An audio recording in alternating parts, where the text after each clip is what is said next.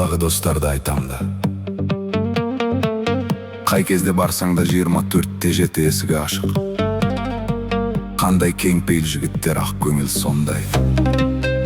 Ауылға барасың, ауылға барған кезде қуанып алдыңнан жүгіріп шығады бала шаға. Біздің үйге жүр деп таласатынын айтсаңшы.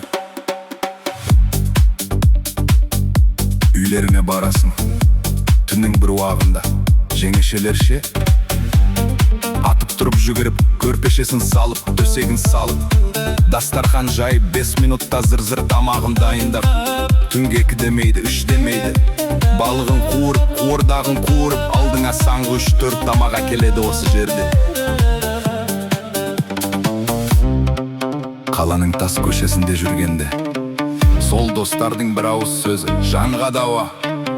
Олар қашан кетесің деп сұрамайды, қашан келесің деп жолыңа қарайды. Мейрамхананың мәзірі емес, қазанның түбіндегі ыстық қуырдағы.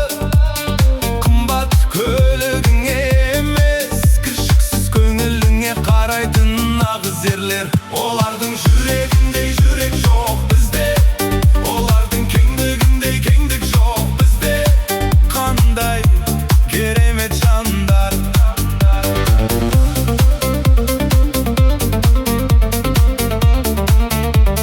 Осындай ауылдағы достарымызды бағалайық, ауылдағы достарымыздың қадірін білейік.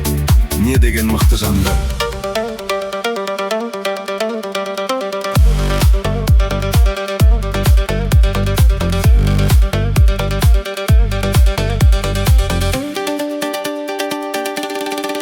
Олардың жүрегіндей жүрек жоқ бізде, олардың кеңдігіндей кеңдік жоқ бізде.